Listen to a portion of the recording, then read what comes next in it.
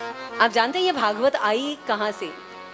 वेदव्यास व्यास जी महाराज चिंतित होकर बैठे हुए थे कि मैंने इतने शास्त्र लिख दिए फिर भी मन संतुष्ट नहीं है। लिखने वाले का संतुष्ट नहीं है तो पढ़ने वाले का और सुनने वाले का कैसे संतुष्ट होगा?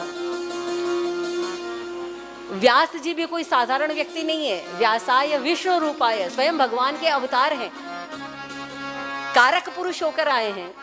4 वेद, 6 शास्त्र, 17 पुराण और महाभारत जैसा दिव्य ग्रंथ लिखने के बाद भी उनके मन में संतोष नहीं, उनके मन में शांति नहीं, उनके मन में संतुष्टि नहीं थी। और जब उनको अपनी कमी लगने लगी कि मैंने कौन सी गलती कर दी, मैंने कौन सी कमी कर, मेरे जीवन में कौन सी ऐसी कमी रह गई मेरे कार्य में। देखिए, हमारे को तो हमारे कार्य में कमी लगती नहीं है, हमें तो लगता है कि हम सर्वगुण संपन्न हैं। पर जब कोई शिष्य अपनी कमी देखता है तो नारद जी जैसे गुरु प्रकट हो जाते हैं। नारद जी ने देखा, व्यास जी आप चिंतित, क्या बात है, चिंता किस बात की है, आप हैं कैसे?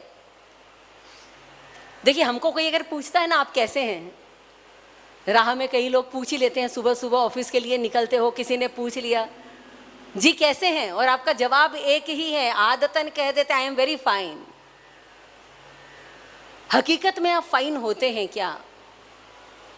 क्या है हमारे जीवन में ऐसा फाइन, मुझे बताइए। हम लोग फाइन हैं ही नहीं, फिर भी हम कह देते हैं यस वी आर फाइन, हम ठीक है, हम मजे में हैं।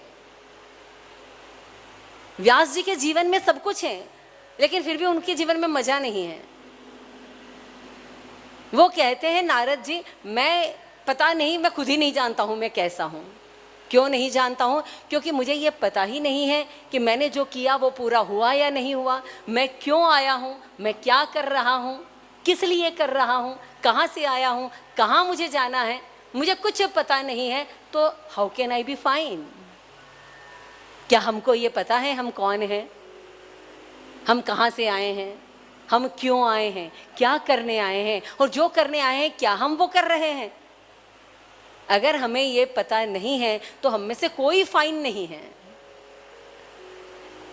वेदव्यास जी महाराज ने जब चिंता व्यक्त की कि गुरुजी बताइए गलती कहाँ हो गई, और जब कोई पूछता है तो बताना चाहिए, पर हम तो एक पैर पर तैयार खड़े हैं, सामने वाला पूछे ना पूछे उसकी गलती बता दें, क्योंकि हम अपने आप को बड़े महान साबित करना चाहते हैं, हम बड़े समझदार हैं, हमें सब आता है, हमें पता है, आता जाता भले ही कुछ ना हो। पर फिर भी तो नारद जी महाराज ने देखा कि अकेले में व्यास जी बैठे हुए हैं और मेरे शिष्य भी हैं, और शिष्य में कोई कमी रह गई तो गुरु का काम है उसे पूरा करना। और तब उन्होंने बहुत सुंदर बात कही, आपने भले ही शास्त्र कितने ही लिख दिए हो व्यास जी महाराज, आपने आत्म तत्व की बातें ही की हैं, परमात्मा तत्व की बातें की हैं, आपने कोई कसर नहीं रखी। महाभारत में राजनीति क्या होती है, कूटनीति क्या होती है, शास्त्र नीति क्या होती है, सब कुछ वर्णन करा, परंतु आपने भगवान श्री कृष्ण की कीर्ति का वर्णन नहीं किया। आपने भक्ति को एक साधन मात्र बनाकर रख दिया। भक्ति तो स्वयं अपने आप में साध्य है। जिस भजन में कृष्ण ना हो, जिस भजन में रस ना हो, जहाँ हमारे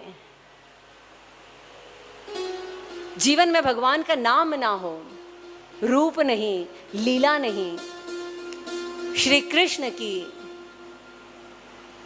भक्ति को अपने हृदय में अवतरित कर दें, ऐसा एक भी ग्रंथ नहीं है। और इसलिए ऐसे ग्रंथ का निर्माण करिए जिसमें साधना के सारे उपाय तो हो ही हो, परंतु वो हमारे हृदय में सहजता से, सरलता से भगवान की भक्ति का निर्माण कर दे। क्योंकि बिना भक्ति के जीवन में सुख नहीं, बिना कृष्ण के जीवन में शांति नहीं हो सकती।